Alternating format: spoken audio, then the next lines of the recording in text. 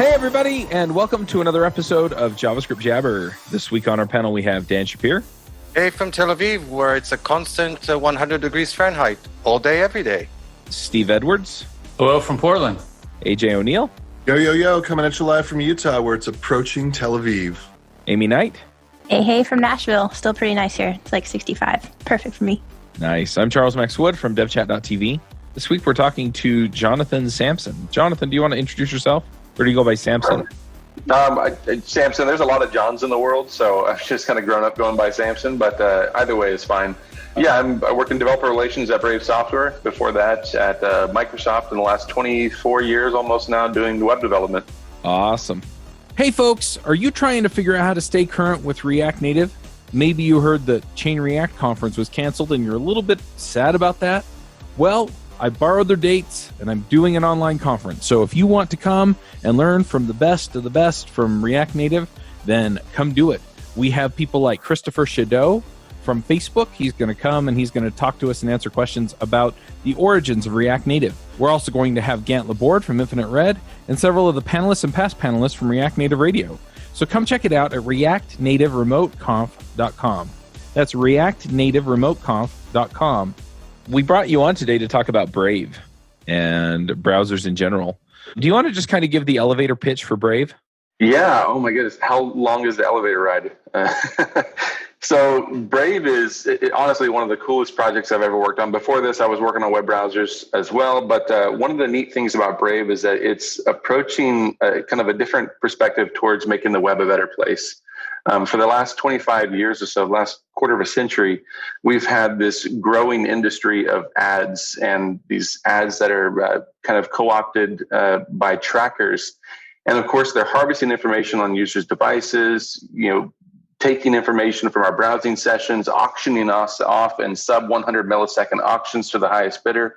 And a lot of the stuff has just gone unchecked for the majority of this history. And so in 2015, Brendan Eich, the creator of JavaScript, who's I think been on the show a few times, co-founder of Mozilla, he decided that this is maybe a problem that needs to be approached and fixed once and for all. So he's taken a multi-pronged solution to this. One is making the web a safer place by blocking these trackers, making it a more equitable place by giving users the ability to earn rewards for their attention anonymously.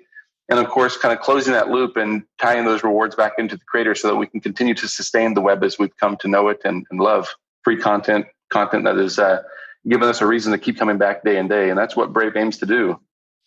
And Brave is built based on the Chromium project, correct? It is. So when we first launched, we built on the Electron project, which itself kind of proxies Blink and V8. However, Electron was built more for desktop applications, and we built a web browser on it, and that was great. It was kind of low friction, the path of least resistance for us.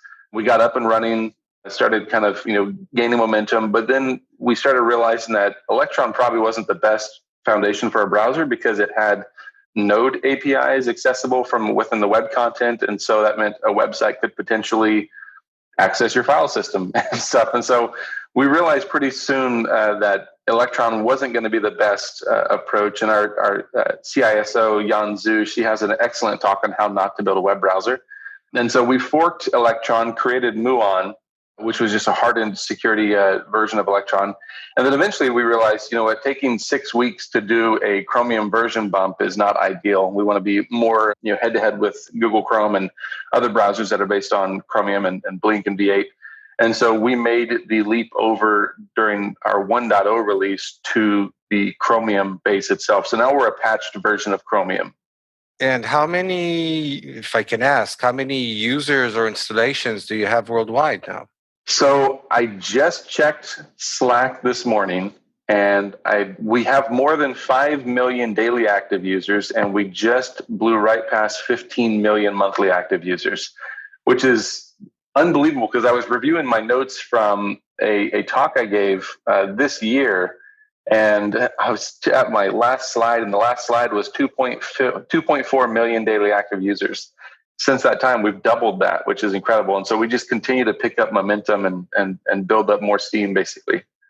So when we first started talking, like the very first thing that came to mind is most browsers are supported by a large company behind them. So I kind of feel like it's important to frame our conversation to talk about the business model of Brave and then like how that relates to Ethereum. Right. Yeah. So I'll just kind of go back, if it's okay, to maybe the early 90s for a brief moment here. Web browsers in general, they were built and distributed for free at the very beginning. Mosaic was free. Of course, you had a period of time where, Netscape Navigator was not free. Internet Explorer was, I think, in a bundle package that you had to get on the side. And so it made sense how they were making money at that time. But in the early 90s, you had, Mark Andreessen to put images into the browser, inline images. We had Lou Montulli putting cookies in there, and then those two things together made it possible for other people to profit off of our web browsing activity. They were able to construct these ad apparatuses that could monitor our activity online. They could build up these dossiers on us on what we like, what our interests are, and then they could sell those within these sub 100 millisecond auctions whenever we would visit a page for each ad slot on the page. And so this entire time, someone has been making a lot of money. I mean, the ad industry itself has just exploded from the early 90s, mid 90s rather. But we also see at the same time, whenever the Netscape plugin API system came out and we could start to build these plugins on top of the Netscape Navigator browser, there was a project called Internet Fast Forward, which sought to block ads and trackers. Their focus was primarily time savings because for anyone who was on the internet in the 90s, it was slow going. I mean, you would get, I think in my case, I usually remember getting like 2.5 kilobytes per second. And I was only really allowed to be online for 15 minutes a day because we were paying by the minute. And so individuals in the 90s they were blocking this stuff for the sake of their time, the value that is kind of wrapped up in your time. And so with Brave, we decided to block all that stuff. And of course, we can't function without revenue. Obviously, no one can. And so we block all that stuff, but we've also incorporated, as Amy was pointing out, the Ethereum blockchain. So in 2017, we launched a token cell for the basic attention token. And this would be an ERC20 token that would allow us to utilize all the benefits of the blockchain, this decentralized ledger. We have smart contracts with Ethereum. And so in this case, users would be able to earn anonymously these tokens by participating in the Brave ads, which is this privacy-oriented ad apparatus. And so as they earn these tokens, they can then in turn dish those out to their favorite content creators. Brave takes 5% off of those contributions. So the users themselves would get 70% of the revenue for ads viewed. Brave would get the other 30% in that case. And then whenever users contribute back to websites that they love, Brave takes 5% on top of that. And I think our focus is ways that we can further reduce that in the future as we grow and scale larger and larger. If I can ask about this mechanism. So let's say I built a website and so I'm not a browser maker, I'm a website maker because the majority of our listeners are obviously working on websites, not on browsers. And let's say it's a blog, which I monetize these days by, I don't know, maybe putting Google ads on it or something like that.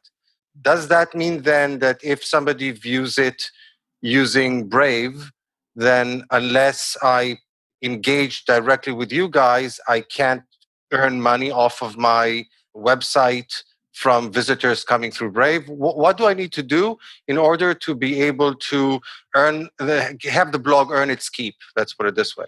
Yeah, this is the challenge because we see that smaller publishers, the creators of the content we love, these are YouTubers, these are bloggers, the individuals who are really building the web that we love, podcasters as well in particular, they're the ones that are adding all of the value to the web. And then in order for them to get some type of monetary support, they wind up bringing in a third party like Google Ads or any number of competitors in the past. And this is really to sustain their projects. And so this is one thing that we definitely didn't like is with the trend of just ad blocking, it hurts the content creators, it hurts the publishers because they're just trying to keep the lights on at the end of the day. They're trying to pay the server bills, they're trying to pay for the bandwidth. And so in this particular case, as a third-party tracker, Google Analytics is blocked. That does mean that the ads that Google would be serving through their iframe, for instance, on your page, those aren't going to be rendered either. That network activity is cut off before it's ever initiated. And so what we decided is we need to have some way for content creators to earn under our model as well. And so we've launched one ad model. We have a second one that's coming as well. The first one was the user ads model, and that's a apparatus where users could participate in privacy-oriented ads, which are all matched locally on their device. So there's no network, calls out to third parties. There's no sharing of the user history. Everything is taken care of with machine learning models on the user's device. And those are displayed through native notifications on the operating system. When that happens, the user gets 70%. And then by default, at the end of the month, when the user receives all their tokens, the Brave browser is configured to do pro rata support for verified creators. And so in this case, if Amy Knight has a verified Brave website and I had spent 10% of my time on Amy's website, then 10% of my monthly contribution would go out to Amy in this case. And so we're trying to find ways to kind of close the loop on this, restore support to content creators without having to ask users to give up their privacy in exchange. And of course, the second ad model coming out is the publishers model, which will allow publishers to opt in their websites to have privacy-focused advertising integrated into it, unlike what they would get right now with Google or something like that. This is really interesting to me just from the standpoint of devchat.tv is verified on Brave, right? So people can contribute to us, in that prorated way. I mean, I think we've made like $5 is our high watermark in a given month, once we cash out the tokens. But, we do appreciate people donating that way. But it's interesting the way you're talking about it. And yeah, I have noticed, because I use Brave as my primary browser, it plays nice with the internet. It kills a whole bunch of crap. It's really interesting if you click on the Brave icon, it'll tell you all the stuff that it squashed. And some of these websites, it's like, wait a minute, I'm paying for this. I'm signed into it, and it's still squashing all this stuff. And I'm not having any kind of degradation on the services I'm getting. So what's all this other garbage? One thing I was going to say really quickly, I'll try to find it for the show notes, but it's really interesting. Something I read, something on Hacker News like last week, was that the biggest purchaser of ads is Facebook. So I would not be surprised. All these people are paying for all of that, but then also there's not necessarily data associated with like the value of those ads. Well, this is what we see too. I think it was in 2015 when the New York Times did a study on the value of mobile data and tracking. And I believe they'd come out to the realization that the average American on their mobile phone would spend $23 a month, not to load content they sought on the web, but to load ads and trackers. And so we would be paying $23 a month for the benefit of being tracked and surveilled. And so it has gotten quite out of hand, I think. And so this is why, we look at the community response was this enormous popularity of AdBlock Plus, uBlock Origin, all these different types of ad blocking programs and extensions. And those are fantastic. They do a great job of locking out third parties, protecting your sensitive information. Some of them do pay to whitelist, which isn't quite great. It just kind of undermines your entire principles, I think. But all they would do is block. And so what we saw is this trend of more than 500 million devices were blocking ads and trackers. And that, of course, starves the content creators. And so the Brave Rewards program is meant to incrementally build up that support for content creators all across the world and start to put hopefully more than $5 into their wallets with time. I know we have some content creators who are receiving massive amounts of support just because they have such popular domains. Wikipedia is a good example. Washington Post is a good example. The BAT is now settling 8 figures a month to content creators. And so it's getting much better with time. And the beautiful thing is there's no privacy exchange here. You're not handing over any data. You're not making any compromises on the users end. And so it's nice, it's beautiful, it's elegant, and it's only getting better. So I'm thankful to be part of this. How is the process of registering to your system? So suppose I'm a content creator and I want to and I like what I'm hearing. I want to join in. So question number one: how easy is it to do? And kind of associated with that, let's say a significant portion of my audience is still coming from other browsers like Chrome or Edge or whatever. So I still want to also use those ad systems. So how well do both worlds kind of work together? Yeah, so people are able to get set up in a pretty familiar process. If you've ever used Let's Encrypt, for instance, you'll have a well-known directory on your website, and you can put a verification text file inside there. The whole process starts with creators.brave.com. That's the plural, creators.brave.com. If you're on a WordPress blog, there's a WordPress extension that you can download, or a plugin rather, that you can install, and then that will generate the verification token for you. Or if you're kind of a DNS hacker, you can make a change to your domain name as well and add, I believe it's an A record on there that has the verification token. And then once you demonstrate ownership, you're set and ready to go. You're able to add Twitter accounts, you're able to add YouTube accounts, GitHub accounts, all that type of stuff. It just goes through OAuth, and so it takes literally about 2 or 3 seconds per property. And the neat thing about it is, as a result, I'm able to, I tweeted this out earlier the other day. I went to Wikipedia, I tipped them like $2, and then I was, within maybe an hour, I was on Twitch watching a streamer over there, tipped another $1 or $2, something like that. And then I went on GitHub because someone had a really helpful comment on a PR, and I was able to tip them as well.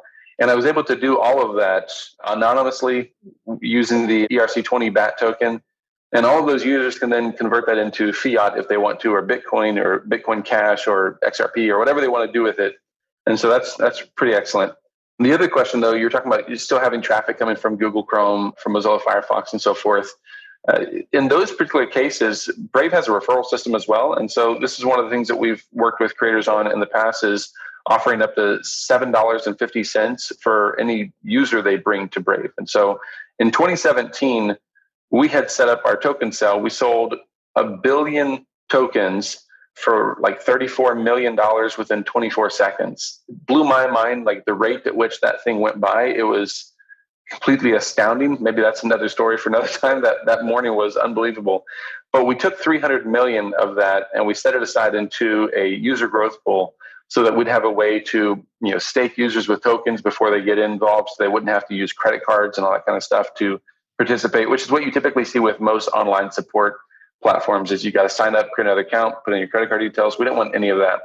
And then the creators, of course, we have a referral program where they can just share referral code, and then they can earn up to $7.50 in BAT for bringing each user from Chrome or Firefox over to Brave. And so we've been working on numerous different angles that we can offer support to content creators who have kind of been dealt a bad hand for the last decade or so. This is Steve. I'm still trying to wrap my head around this whole process. So from a user standpoint, I'm not a content creator. I'm a user. I'm using my Brave browser. I think I might have missed this somewhere. Now, I go online, I buy some tokens, and they're stored in an account, and I can donate, or how does that work from my end if I want to help these content creators? Yeah, so when we first launched, it was called Brave Payments, and you had to buy your own tokens. You had to go and buy Bitcoin at that time.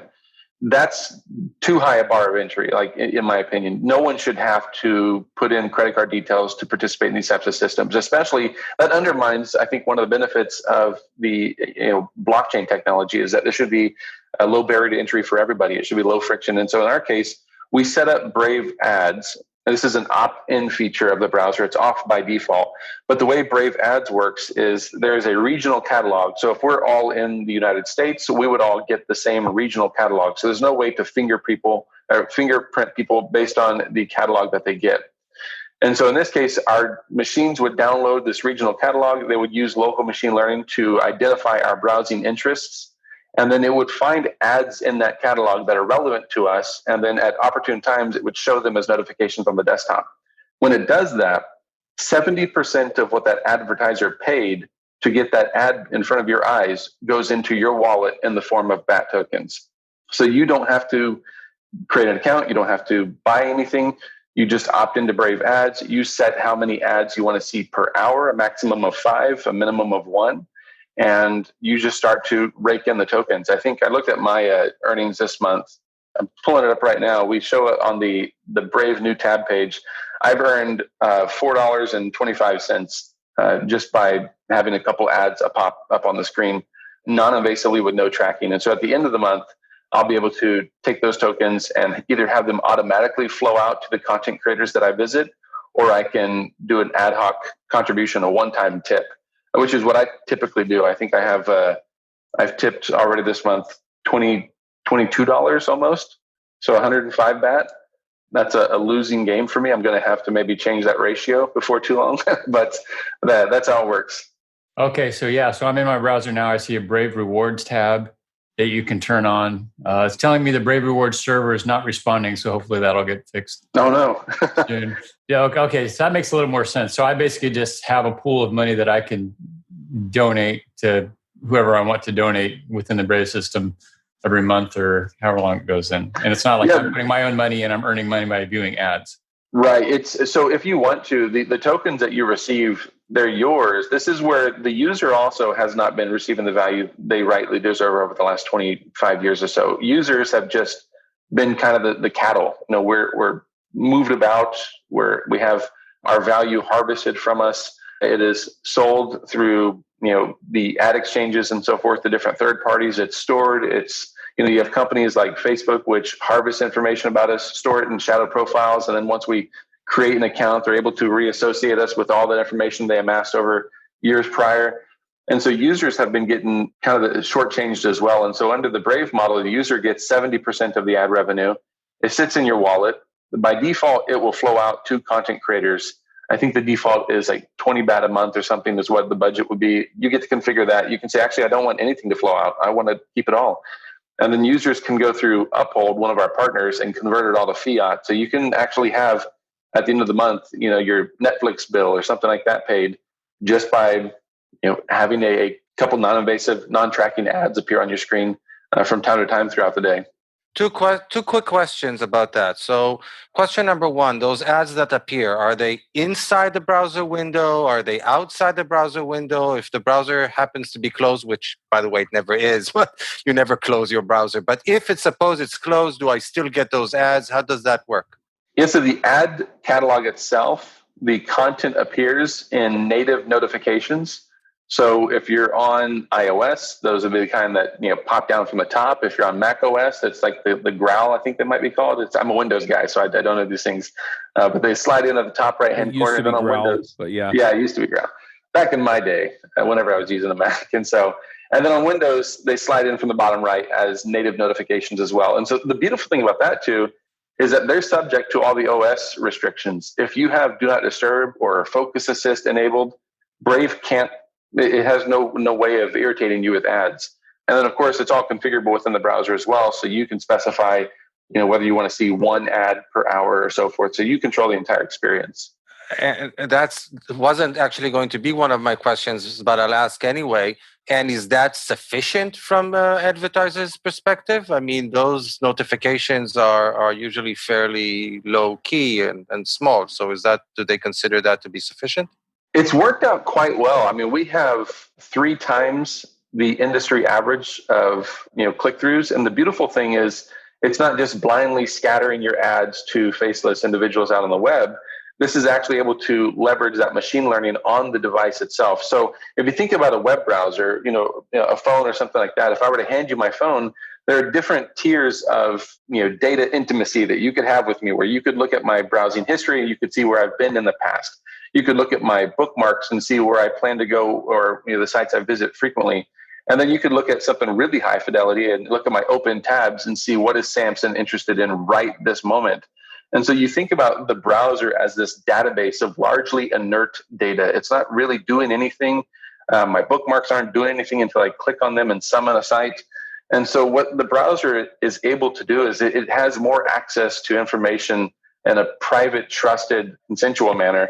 And so it's able to know you more intimately than any third-party exchange or something like that. So it's able to actually pair you with ads that should be more in tune with your interests and your likings. And so this works out really well for advertisers because they're getting a lot better value for their dollar at the end of the day. They're reaching people that I think are going to be interested in their products, and they're reaching the right cohort of users.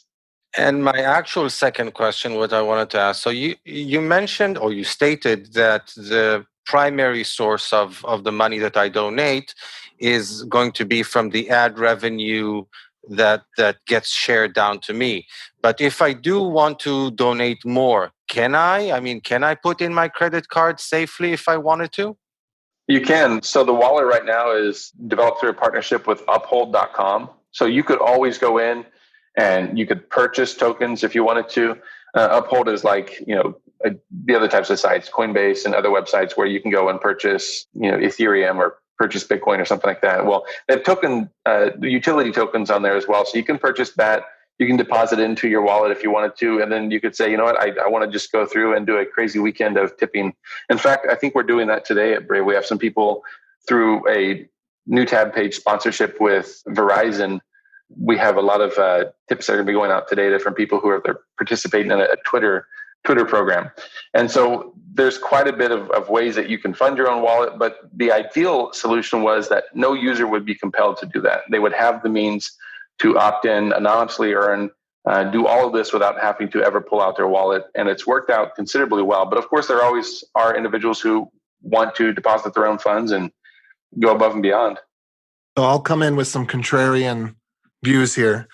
First of all, I'm liking that you are telling me that these ads are actually valuable, because to me, when I hear anonymous ads, I think the first thing that comes in my mind is paying too much money and not getting anything back, right? Like as someone who has had products and tried to market them online, or not tried, but having marketed products online, like the purpose, I think the basic premise, we got to take a step back for a minute. The purpose of marketing is not to dishonestly scam people. The purpose of marketing is when one person said it in a way that I thought was really great. Like when you feel that you have a moral obligation to let people that can benefit from your work know about your product, so much so that you're willing to pay for it, right? So that's like on the most positive of, virtuous side, which obviously is not, not even anywhere near 100% of the cases, but like, if you have a good product, you want to market to people because you believe that your product can help them and you want them to be able to be helped by your product and you want to get value back out of that. And so I'm not quite 100% sold on it because I don't understand all the details, but I like what you're saying there about this on-device machine learning, according to you, is actually effective and perhaps even more effective than other methods, which I could believe that there could be something you've got novel that other people aren't catching on to. You've got some secret sauce that isn't secret because you're trying to keep it secret, but just because other people in the industry don't recognize it yet.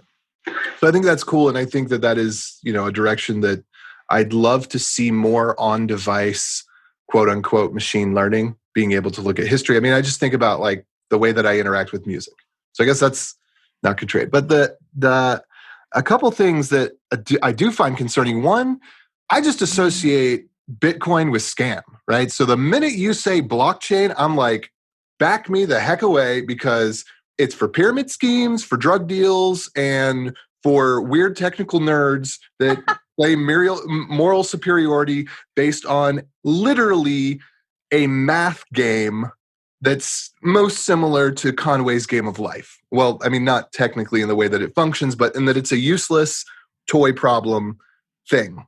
So like I just opened up Brave for the first time, and it's like introduced me to crypto wallets and Ledger and Trezor, and I'm like, whoa, like hold on a second, I don't want anything to do with that. Like I've been burned by that in the past. I think we all know somebody that's been burned by that. We all know somebody who made like $1 million off of it too. But again, pyramid scheme, scam, right?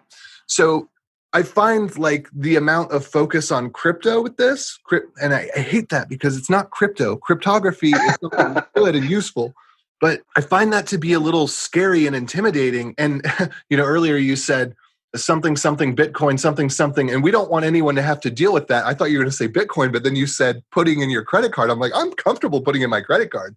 My credit card has a company that protects me, that makes sure that I'm safe. Not to say that I feel that, I can't be responsible for my own decisions, but I like that when something goes wrong with my credit card, if a transaction goes to the wrong place, even if I make a mistake, even if it's my fault, I can call them up and say, hey, and I've done this. So that bit actually makes me feel a little less safe, not more safe. And it with like, I get well, I don't really get privacy. Like I don't think anybody actually cares about privacy. I could be totally wrong. It's something that we like to talk about from a moral perspective.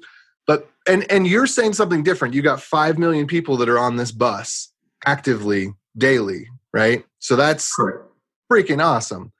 But most people just don't like if you ask them, do you care about it? I'm going to make a bad analogy, but like I'm Christian, and I count Catholics as Christian. So just put that up front. But, you go to some places where it's like high Catholic or maybe high born again or whatever. And you ask them, you believe in Jesus? And they're like, yes. But do you do the things Jesus asked you to do? Like, do you live your life according to your beliefs? Well, no, not really.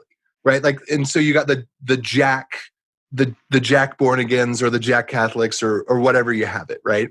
And I feel like that's how privacy is. Privacy is like this, it's like this moral thing. And we all like to tell people like, oh, I believe in privacy. And then it's like, okay, so what browser do you use? Well, you got 5 million people using Brave, which is awesome. But I just don't feel like it's got something, I don't see how this is going to go beyond fad into mainstream if the basis of this is like, get more privacy and get crypto money, because those just seem to be so niche and so like more religious than practical.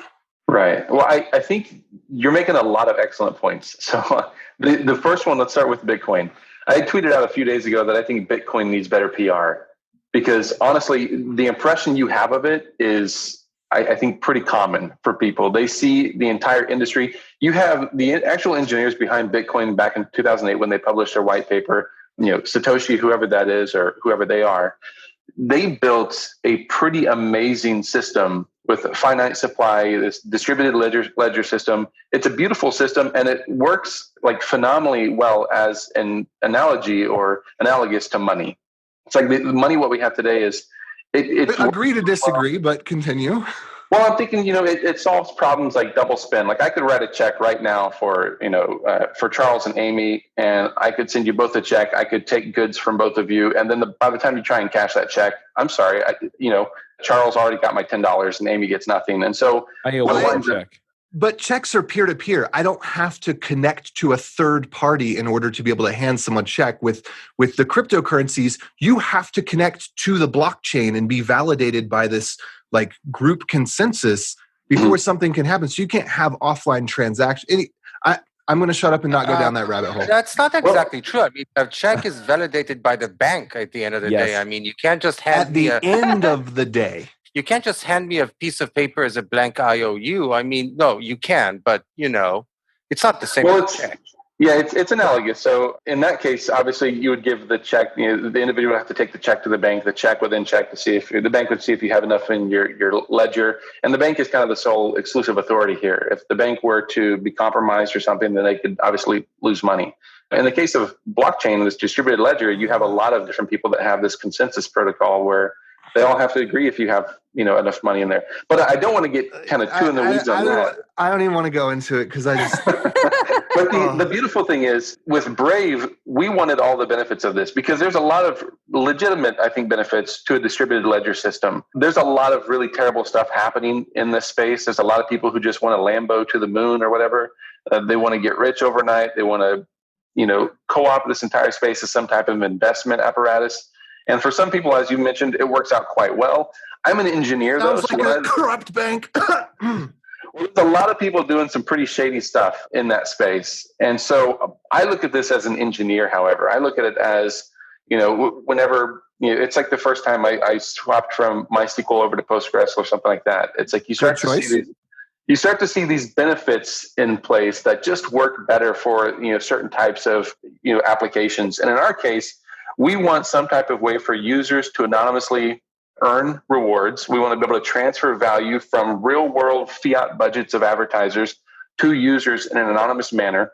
We want them to be able to distribute that to various different content creators, and for those content creators to have some type of gateway or bridge for them to convert it back into fiat if they want to at the end of the day to pay their rent or to pay their mortgage or to keep their lights on. So for those listeners that have no idea what was just said, fiat is a term that the people of the Bitcoin religions refer to us pagans as. That's when you hold $1 in your hand, something you can actually take to the grocery store. That's the evil fiat. Well, so Putting words in your mouth there, but yeah, I love it. I at the end of the day, dollars is what people want. Dollars is what I use, and so I want to separate myself from the Bitcoin maximalists out there. I'm definitely not in the Bitcoin maximalist category. I love, and you can see if you look at Brave Sampson, the fact that Brave launched on Bitcoin and then we pivoted away from it. Because when you compare, as you pointed out, AJ, rightly, you compare this novel system of Bitcoin with what exists today, compared to Visa. Bitcoin can do dozens of transactions a second, blazing, wow, high throughput. Visa can go up to like 65,000 transactions per second. And with Bitcoin, if you send your Bitcoin to the wrong address, it's gone forever. There's no FDIC for Bitcoin. With Visa or something like that, you can recover those lost funds. And so you're absolutely right that there's a lot of benefits in there for people. And so when Brave launched on Bitcoin, we started noticing that there was just some problems in place. There was network fees and congestion. They just weren't working. We pivoted to something with higher throughput, lower fees. And that was the Ethereum blockchain. And now, since then, we've had explosive growth in the program itself. We have now up to 15 million monthly active users. And so we see are these waves of Bitcoin users coming back who I think are a little salty that we didn't build this on top of their preferred blockchain. And so we do see some people who are upset. When I on this show generally say Bitcoin, unless we're actually having a cryptocurrency or blockchain episode, I'm just speaking on behalf of the masses, meaning cryptocurrency. Right. So I don't mean specifically Bitcoin. When I'm saying Bitcoin, for this context, I'm not talking about specifically Bitcoin. I'm just saying cryptocurrency. Right. I think that's pretty common too. It's one of those, it's like whenever we say TiVo or something, we're talking about the entire recording industry of live television or something. But in this case, we identified that using the Ethereum blockchain as a store of value, a way to transfer value is optimal and super efficient in our case. And so that's what we wound up moving forward with. And it's worked out really quite well. Again, we're able to settle, 8 figures a month for content creators and so forth. Users don't have to think about, regional restrictions. So for instance, we mentioned putting credit card details in. A lot of those, payment gateways, they would exclude you based on your region. So they would say, I'm sorry, you're in Lebanon or something like that. You're not allowed to participate. And that's less than ideal for the web. I think users should be able to participate and have their... And I hadn't thought about that way, but that you raise a very valid point, is that you found something that works cross borders, although the legal on it is shady in some areas. But yeah, like blockchain currencies do work across borders fairly uniformly. It's that too. It's also the fact that, in my case, I don't have to go create a Patreon account. I don't have to go create a YouTube account to do super tips. I don't have to go create these different accounts and have to comply with. You create a Brave account, and so there's still. Well, in this case, the user has to do nothing. The user has to create no accounts. There's no credentials. There's nothing. You just have the browser. There's an in-situ wallet. That's it. And so you don't have to create anything to participate. You don't have to create anything to give and earn. And so that's what we're talking about, that very low friction that we can't really get with some of the incumbent systems and what users can't really get. And plus, you don't have to manage your subscription. I remember a few years ago, this has probably never happened to anybody else, but it happened to me. After my wife and I had gotten married, a few years after that, we were sitting down doing finances because I was terrible at that. And we realized that I had been paying $30 a month to a gym in a state that I no longer lived in. And I'd spent hundreds of dollars at this gym. And so it was one of those things where I had this existing account that I was no longer actively monitoring. And as a result, it was just slowly bleeding funds from my bank account. The great thing with the Brave approach is that I have this platform agnostic approach. I can tip anyone anywhere, and I don't have to have an account to do it. And so the incumbents is on the... there's still some form of account, though. You have the browser. And it has the password to the wallet or whatever it is. I mean, there's a thing going on. There's an address that has some coin. So this is where the crypto that you would appreciate comes into play, where we have cryptographic signatures and stuff, where it demonstrates that your browser has the authority to make calls over your balance. But the this is one of the things I love about Brave. We've effaced all of this. The user never has to think about any of this. The user doesn't have to think about, whether or not they can cryptographically sign a transaction or anything like that. They just opt into Brave Rewards, ad pops up, they have BAT, they can click a button to send the BAT to a content creator. And so there's no accounts for them. There's nothing. It's all kind of self-contained within the application itself. And so it makes you're saying if I have two browsers on two computers, there's nothing to link them together? Yeah, that was going to be my question too. Correct. Those are two distinct profiles, two distinct devices. You may even use those in two very distinctly different ways. Say, for instance, a work computer and a home computer.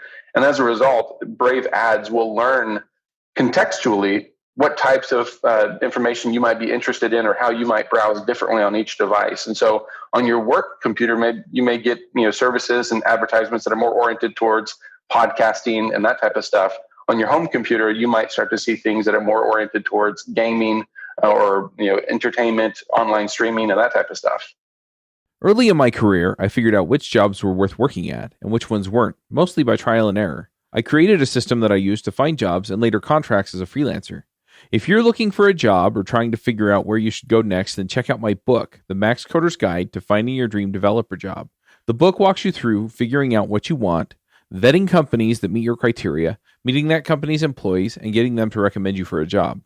Don't settle for whoever has listed their job on the job board. Go out and proactively find the job you'll love. Buy the book at devchat.tv/jobbook. That's devchat.tv/jobbook.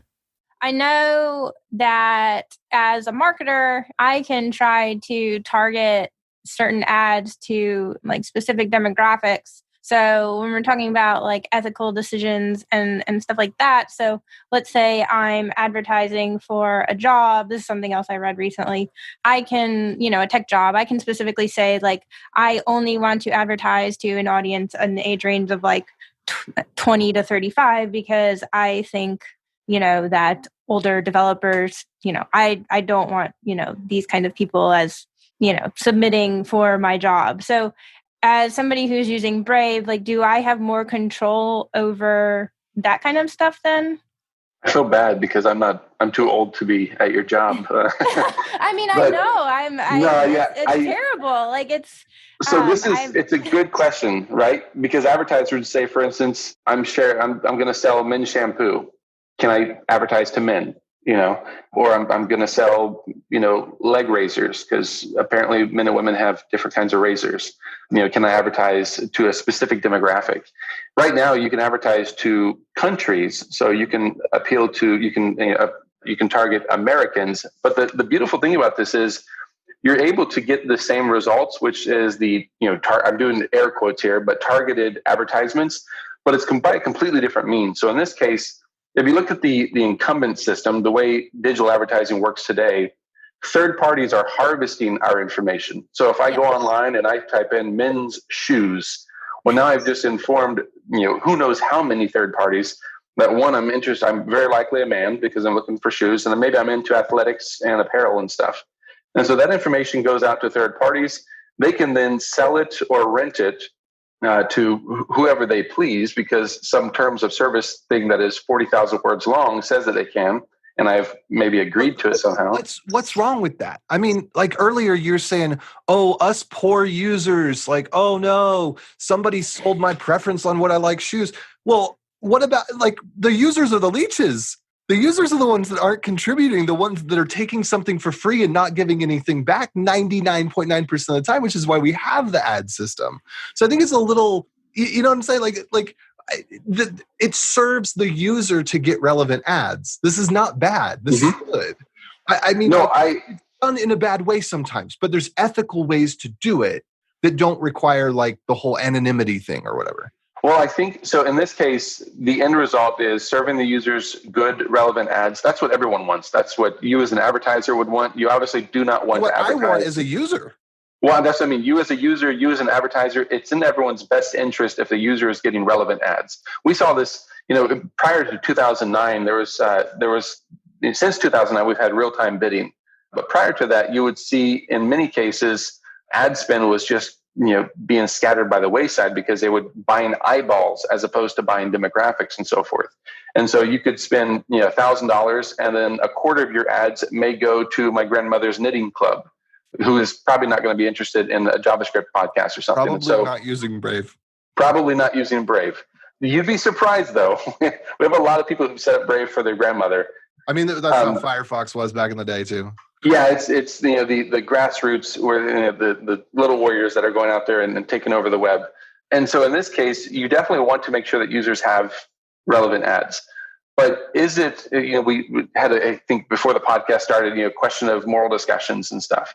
If the user doesn't consent to giving you deep insight into their life, do you have the right to collect that information? For instance, if I go online and I look up some medical conditions, things that I wouldn't want to share with anybody, or I look up, therapists who may deal with particular traumatic events that I might have experienced in my life, do I want that information going into a third-party database associated with my identity that could creep up in the future in some other context? Usually, no. If it's sensitive information that I've not willingly disclosed, then it's usually something I want to keep private and under my control. Well, I would say I normally open up a private tab if I've got, a medical concern for two reasons. One, because it could pop up with something completely unrelated and mature content instead for, whenever you're searching things about terms of the body and whatnot. But, also because I don't want to start getting ads popping up for but our listeners would open a private tab or incognito tab or whatever, but certainly not the majority of the people on the web. 100% agree. 100% agree. In this case, private tabs aren't really enough to protect that information, because a private tab, all they really do, and this is kind of an unfortunate thing about our industry, we have private tabs or private browsing or incognito mode, and all these do is they clean up the local cache after you close the window. But still, whenever you go online and you search for... Oh, yeah. If I were to sign into Facebook in a private tab, now I've linked all my history. Right. You've connected it to your explicit profile. Even if you didn't, your IP address is still the same from a private tab.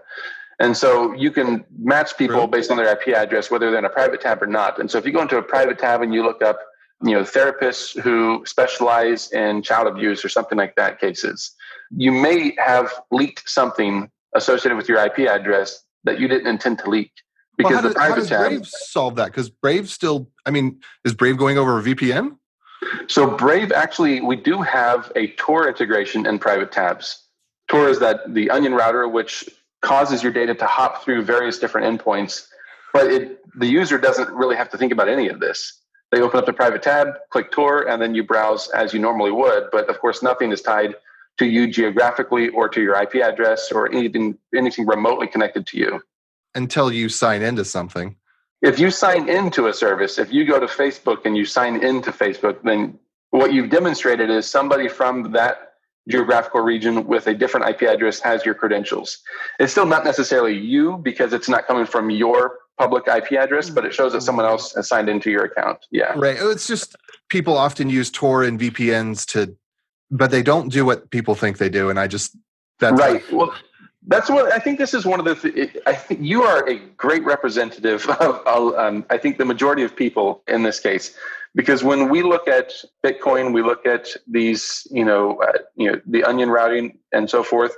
What people typically see is what we read in the news. We read about, Silk Road or whatever it was called, people selling pharmaceuticals over the web for cryptocurrencies, or we read about people accessing, child pornography or something over the Tor network. And this is one of the frustrating things with the space, is because this is good technology that is being used by terrible people to do bad things. That's all technology. But particularly these ones attract those types of people. But it's like saying don't drive cars because some people are driving car bombs. It's more like saying don't drink because some people get angry drunk. I think those are definitely good analogies in this case. We look at the ongoing battle between governments and large vendors like Apple over device encryption. You look at just the early days of Netscape Navigator and how they had to have two completely different types of encryption models for their browser because of federal regulations. They had to have a soft or weak encryption model, and they could have a strong encryption model. They could not sell a strong encryption model to foreign governments whenever they had the Netscape Navigator because then we wouldn't be able to spy on foreign governments. Well, and so this was back with the whole this was probably before 128, 192, 256 AES. This might have been back in like the triple DS days, but like it's not just being able to spy on foreign governments. It's the military required, like there's classified, ultra classified, and like mega ultra classified. And so the before the digital world, there were physical securities that needed to take place. In the digital world, all securities are the same. Yeah, like there's no additional cost to having the encryption. 128-bit encryption is as strong as you ever need. You can add more bits to it. It doesn't make it any stronger from a practical perspective. So it's not just the spying on people thing. It's also the old forms of analog world had to translate to the digital world, and the legal wasn't ready to catch up with it. Yeah, but again, going back to the even though this is a technical podcast, going back to the principle of the thing. At the end of the day, we are willing to sacrifice certain aspects of, let's say, security or safety for privacy. We've been doing it forever. I mean, the reason that you need to get a search warrant to search somebody's house makes life more difficult for law enforcement, but we are willing to live with that because we need this safeguard of our own privacy, and we're willing to pay that price. So I can definitely understand that evil people can use standard encryption means for doing bad things, but I still like those encryptions exist in the public domain because I want to be able to chat privately with whomever I want to chat. But I actually want to go to a different direction for a minute. You talked about the various ways in which browsers or specifically Brave can block, let's say, transferring of data or collecting data which isn't legitimate. You said that you don't even make the network requests. You block those in the browser itself. But there are certain types, situations that I can consider where I want to collect information which is legitimate. I think that now in the context of consent policies, there's this distinction between analytics and essential. So maybe I want to collect some data that I need to collect in order to guarantee the quality of service that I want to provide to people. Let's say I'm checking uptime and performance and stuff like that. Would Brave block that as well? And if it does, is there any way in which I can kind of whitelist it so that Brave doesn't block it? If I'm collecting, let's say, anonymous data for legitimate purposes. Yeah, so we're not really focused on what you're collecting. We're looking more for patterns in our case. And so what we're looking are, third-party connections that don't appear to have any immediate connection to the first party. So in this case, it would be like Google Analytics being loaded on a random website. Google Analytics, it's usually not directly related to the website itself. But if it's a first-party connection, for instance, if you had, telemetry.mysite.com or something, and that looks like it's related to that first party. In those cases, generally it wouldn't be blocked. If it is directly a first party, if it's something hosted on your website itself that is just using XHR transmission back and forth, sending some information about the user session, anonymized preferably, that type of stuff. Brave doesn't really mess with first party stuff because that's not typically what has been plaguing the web over the last quarter of a century. So what we're looking at are these uninvited third party connections.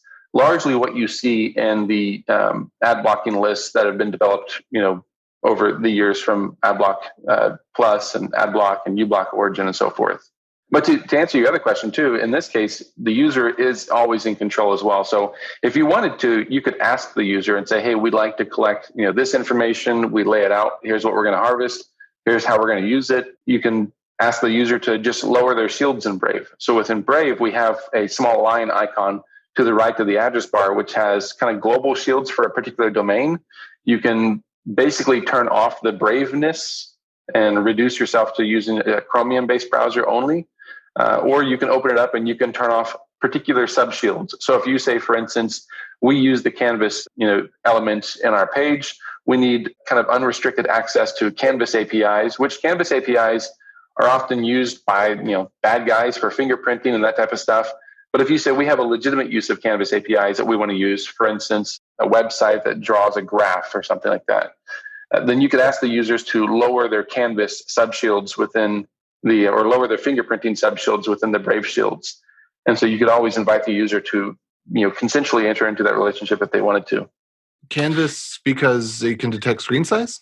So Canvas, it's going to give you hardware specific kind of noise. If you were to generate noise on the Canvas element, and by noise, I mean what you would see in Photoshop if you were to create noise or something like that. Like you're snow. getting slight variance in the data based on the hardware of the user's device. And so from that, you could convert that into a hash, for instance, and that hash should be distinct for that particular user based on their hardware. You could further increase just another reason to buy a Mac. Well, it's going to happen with Mac or Windows in really? this case. Yeah, and so if you and I have slightly different, computers or slightly different configurations, Well, that doesn't happen on a Mac. We might have slightly different. I'm not going to get into the Mac space because that's not my. It's like it's the same GPU, it's the same RAM, it's the same SSD. Like on a Mac, like every piece of hardware is exactly the same, and it's that's why I'm wondering, like, would there be something specific about my iMac that is somehow different from someone else's iMac that would give a different profile, or would they just do the same thing because they're essentially the same computer? If you're looking at just one space, if you're just looking at the GPU or the processor or something like that, then you would probably get the same signature. I think there are going to be some subtle differences if you're looking, for instance, I think I've had two Macs in my life. The first one did not have a high pixel or high density display on it. This one does. And so you would start to have some variance and things like that, where maybe one of them is able to display, higher density of pixels than the other one. But the reality is that this is just one cog in an entire apparatus that's used to fingerprint people. And so the Canvas is just one of these subshields. You could add on to that the fonts that are supported. You could draw text. I mean, there's I don't even know, some of this stuff is incredibly granular. You can draw text to the canvas and then measure the text width to see if a font is supported.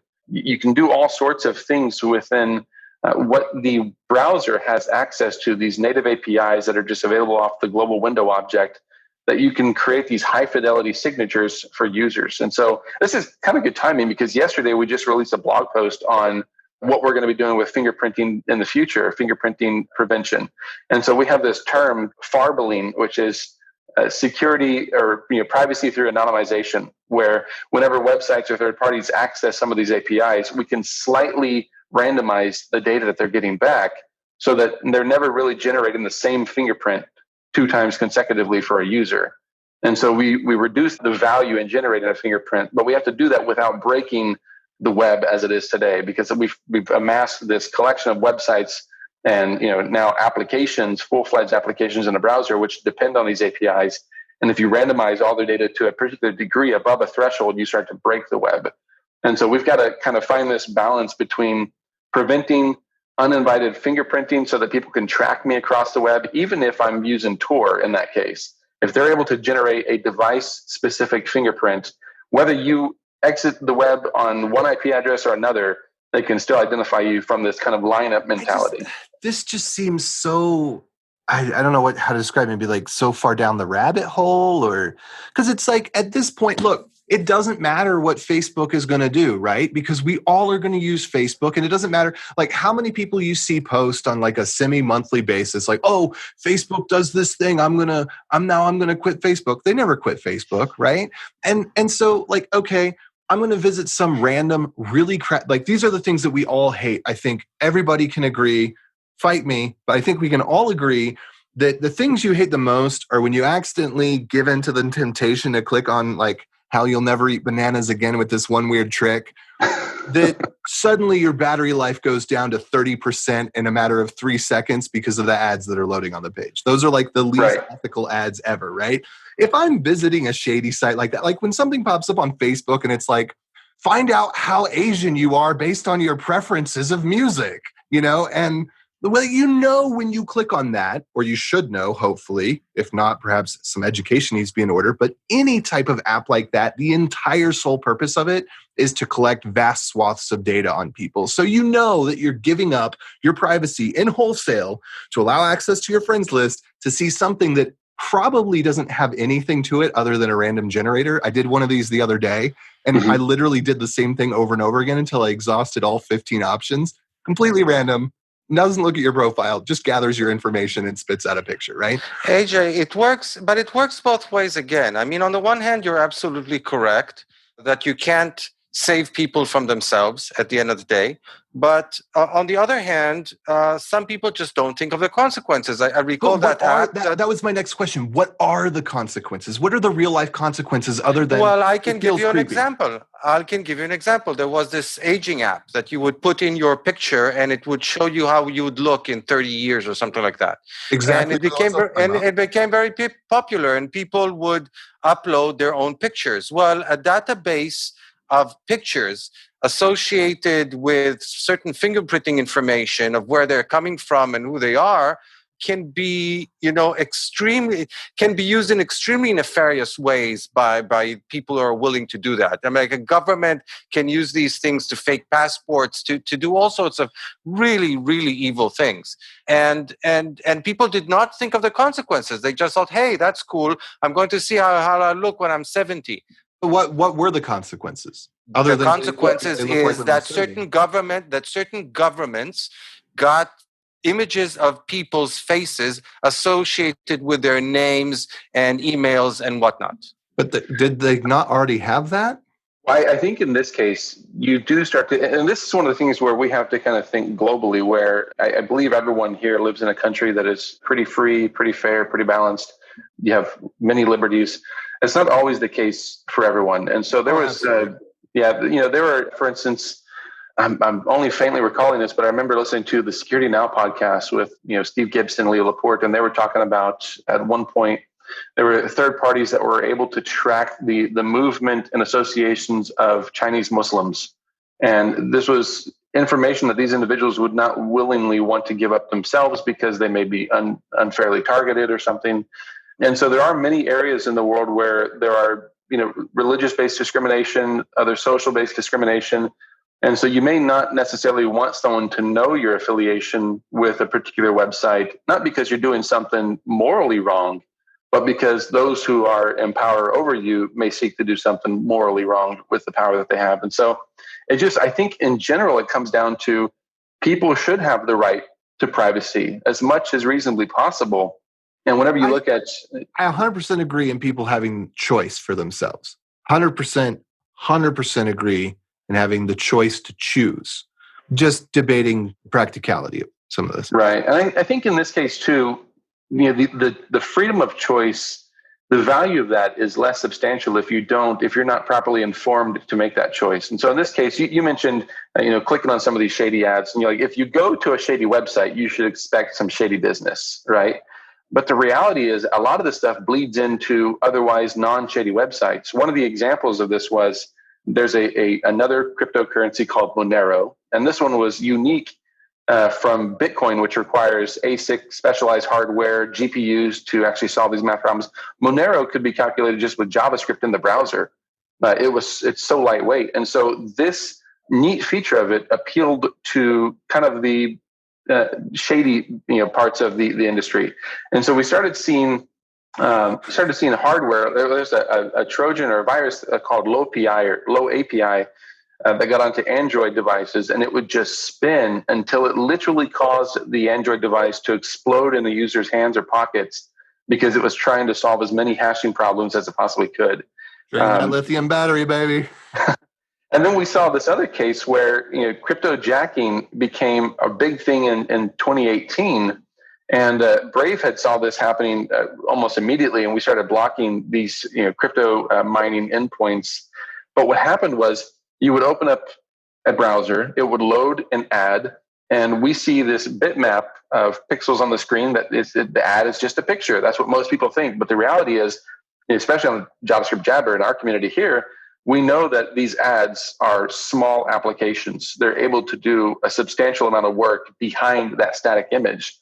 And so in this case, these people were loading cryptojacking scripts into these advertisements and distributing through Google or Facebook's ad networks so that they could get this cryptojacking scripting onto people's devices. And it got so bad that it was all over government websites. It was even getting loaded into YouTube ads, so that as you would have a YouTube ad come up, your CPU would spike up to 100%, and it would just stick there, stuck at 100%, while your computer was being co-opted by faceless third parties to solve these hashing problems so they could generate cryptocurrencies for themselves, and you wind up having to foot the electrical bill.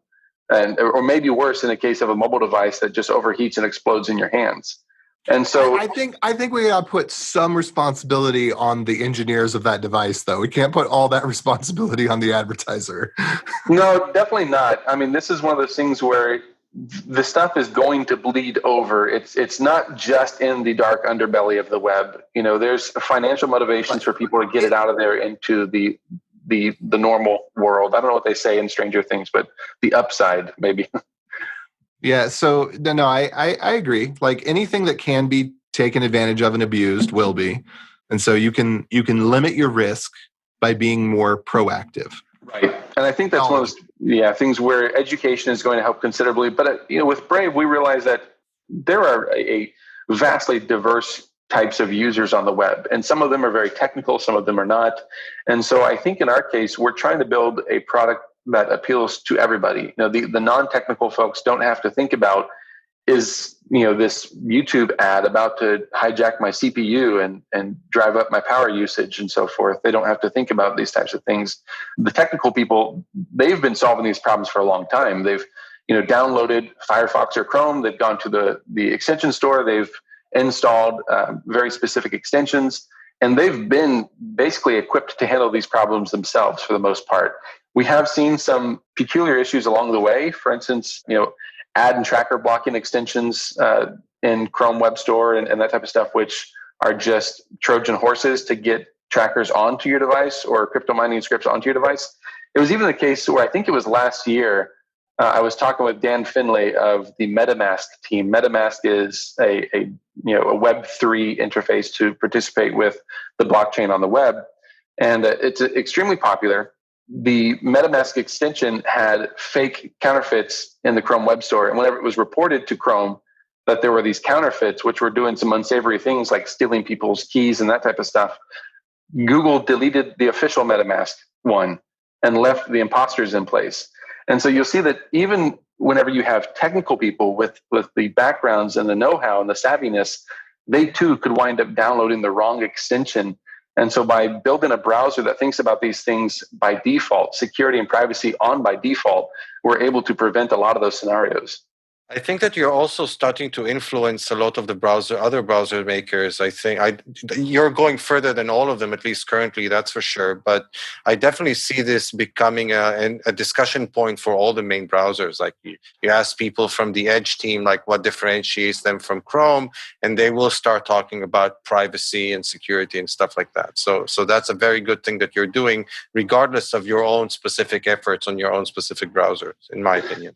Yeah, I think we're changing the narrative. That was the name Brave itself was chosen for that purpose. It requires users to do something profound, to go block third-party trackers by default. That brings with it a high amount of risk. You think about the false positives, the CDNs and stuff, which aren't necessarily doing anything wrong, yet they may appear as a third party and wind up having jQuery blocked for 87% of the internet or something. Fortunately, we've identified those scenarios and prevented them beforehand, but Brave is distinctly different than other browsers in that regard. We have a considerably different set of principles where first party and third party distinctions are very important to us. This was something I had recently blogged about, was what does a web browser do when you first install it? Before you've ever even used it, before you navigate anywhere, with whom does it communicate? What data does it load? And when you compare Brave to the gamut of other browsers out there, it's a stark difference in contrast between what we do and what everyone else does. Brave will only ever connect to Brave domains whenever the browser first launches. Almost every other browser, I think Edge was the worst offender, connected to more than 130 different endpoints, and the vast majority of them were third parties. And it did real-time bidding before you even could focus the address bar. And so you were already having cookies, persistent cookies set on your device and being auctioned off. And you see this with quite a few different browsers across desktop and iOS. And I've got to do an Android version before too long. But yeah, Brave is distinctly different in the industry in this regard. We're basically out of time, but this was really, really interesting.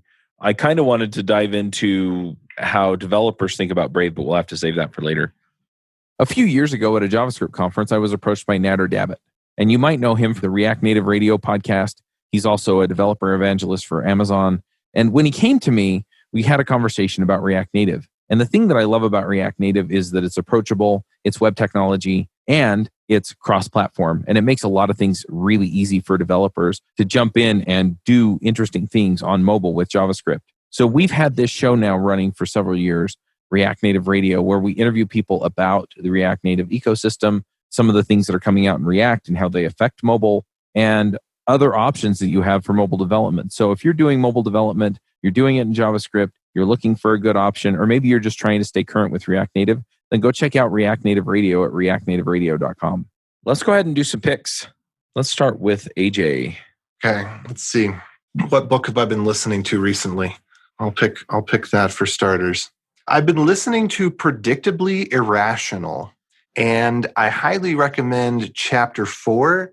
It talks, and it's actually pretty relevant to this discussion. In fact, Sampson, I'd recommend you check out Predictably Irrational and see if you get any thoughts from it. But one of the things it talks about is the relationship between, just in this chapter 4 in particular, the relationship between social norms and market norms, meaning how, whether or not you get paid for something or get a gift for it, or the way that the reciprocity is described to you that will be the outcome of an action influences your willingness to participate in that action and how you feel about that action afterwards as a result. It talks quite a bit about economics, like price anchoring and giving people, different choices and stuff like that. As far as like the book as a whole is talking about the way that we do things that are irrational, but very predictably. But anyway, the chapter 4 bit is about how, like, for example, it would be very awkward if you were to offer someone payment for a favor, which sometimes we do, like to pay them for gas, but you wouldn't pay them like you would pay a taxi, for example. It would be very awkward to offer to pay someone for Thanksgiving dinner.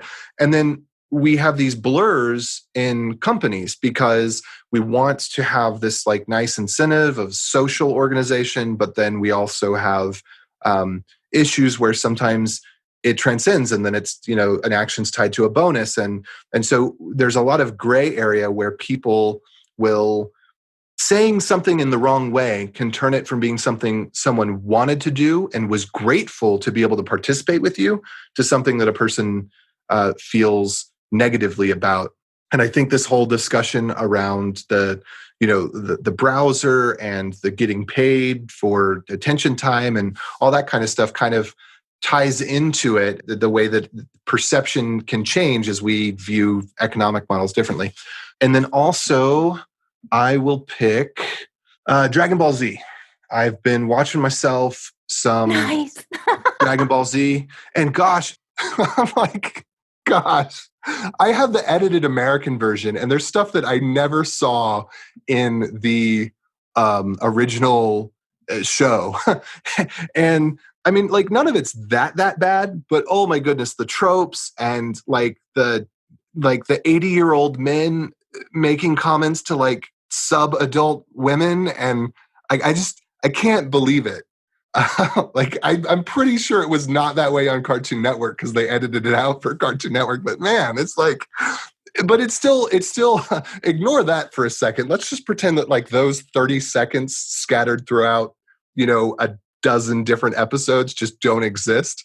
Watching it in marathon mode without the commercials every 5 minutes makes it actually not only a little bit more enjoyable, but I can actually get that there's a story and that there's a a culture being developed among the fighters, like this whole, I guess it's like a martial arts style culture of you fight your enemy to show that you deserve respect, and then once you've beaten them, you bring them into your fold and make them your ally, which is kind of in stark contrast to some of the other social norms they're portraying in the show.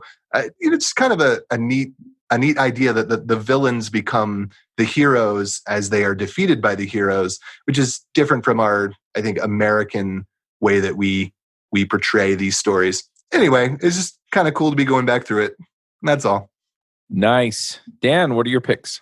So I'm going to go like a total opposite direction from AJ, and I'm going to go all tech. So it turns out that there were a couple of interesting announcements recently around web performance, which, as I think all of you know, is like one of my main topics of interest.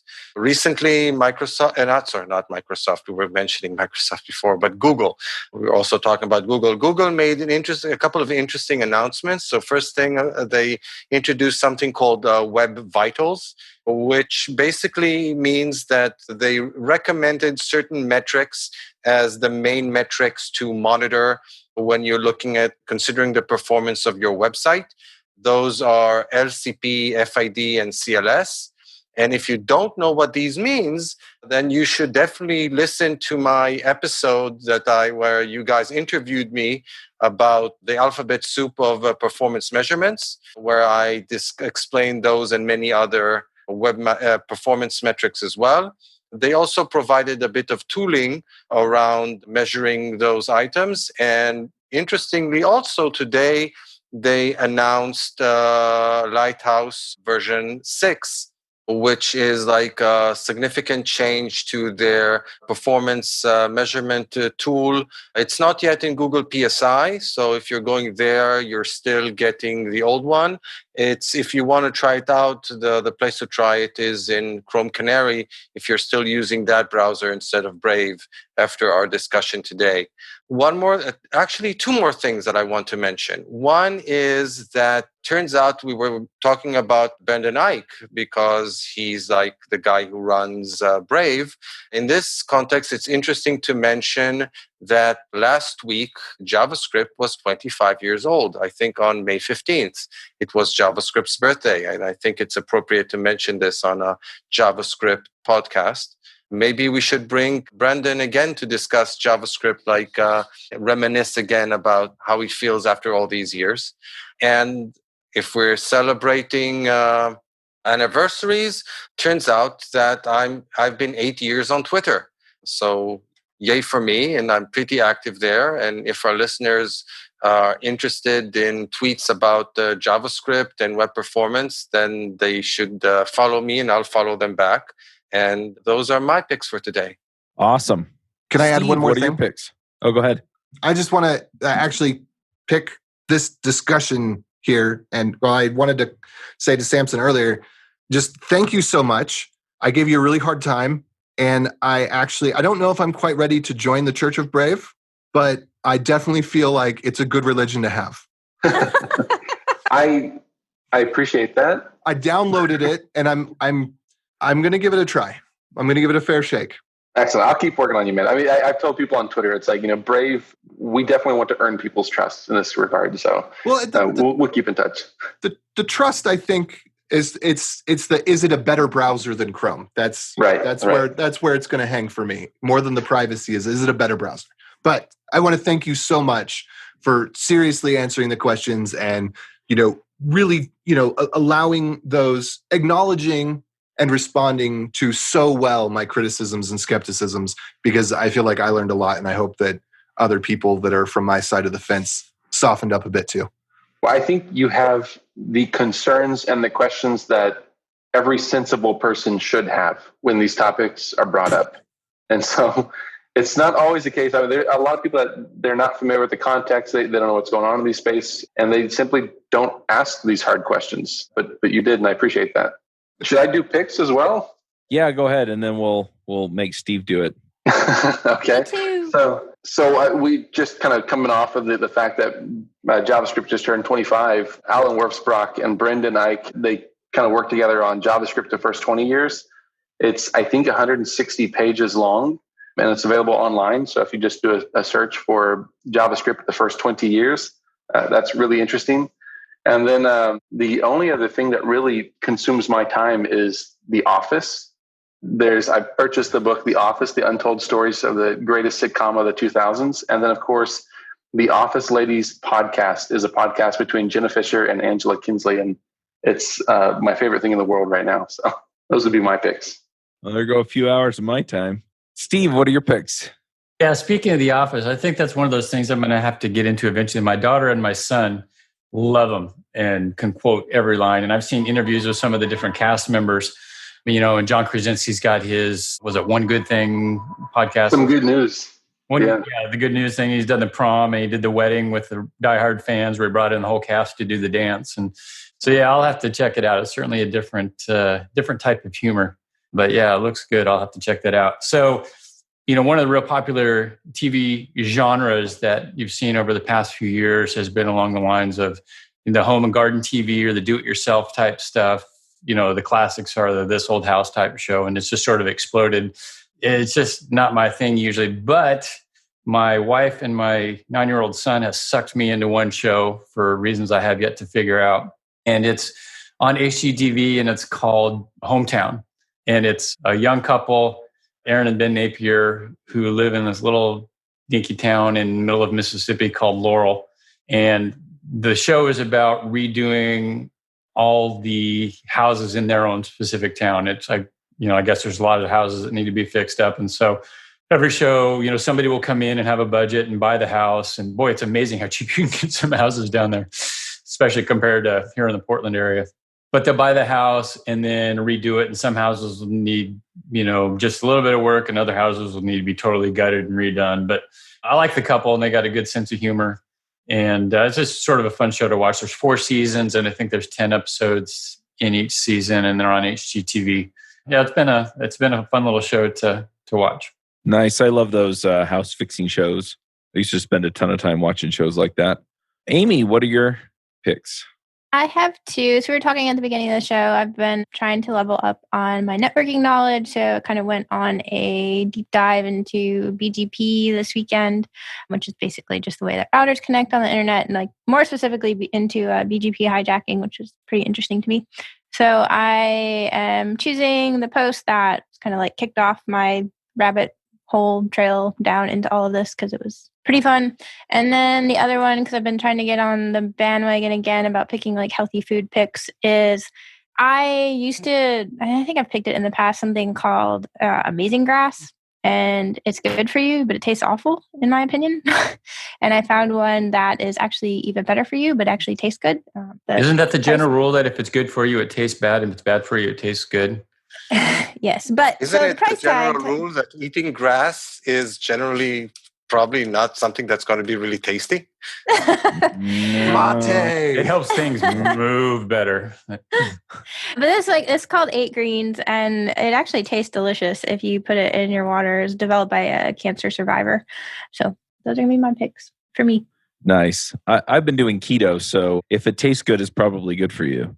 Anyway, I'm going to throw in a few picks. So one of them, I've been doing the One Funnel Away Challenge by Russell Brunson and gang over at ClickFunnels. I think it was $100. And what's funny is that I got on their affiliate program, and if you refer people, it's $100. But I am digging it. The videos are terrific. If you're trying to get marketing systems set up, man, they're just totally killing it. So I'm really enjoying that. I've been kind of on a Russell Brunson binge lately. I listened to Expert Secrets, which is a book that he wrote, and it's his only book that I could find on Audible. But he's also got .com secrets and traffic secrets, which again just walk you through the process of creating products and setting up funnels and doing the marketing and stuff like that. And I'm really loving it. So I'm going to pick all of the Russell Brunson stuff, and I'll put links to all that stuff in the show notes. And yeah, we'll go ahead and wrap up here. Thanks for coming, Sampson. Thank you guys so much for having me. It's been a blast. If people want to follow you online, where do they find you? So you can find me at Brave Sampson on Twitter. There's a P in there, SAMPSON. And that's probably the best place. Sounds good. Wait, all but right. The Jonathan Sampson is you too, right? Yeah, so I have long ago always started creating different profile accounts for different contexts. So if you're following for Brave stuff, Brave Sampson is where you should go. If you just want to follow me for office quotes and puns, then Jonathan Sampson would be the right account. Ooh, puns? Oh, sweet. Okay. I know I didn't whip out any dad jokes this time. I know the listenership is disappointed, but next time, folks, next time. Need more fan service. All right. Well, we're going to go ahead and wrap up. Thanks again, Sampson. And until next week, folks, max out. Bye. Adios. Bandwidth for this segment is provided by CacheFly, the world's fastest CDN. Deliver your content fast with CacheFly. Visit CACHEFLY.com to learn more.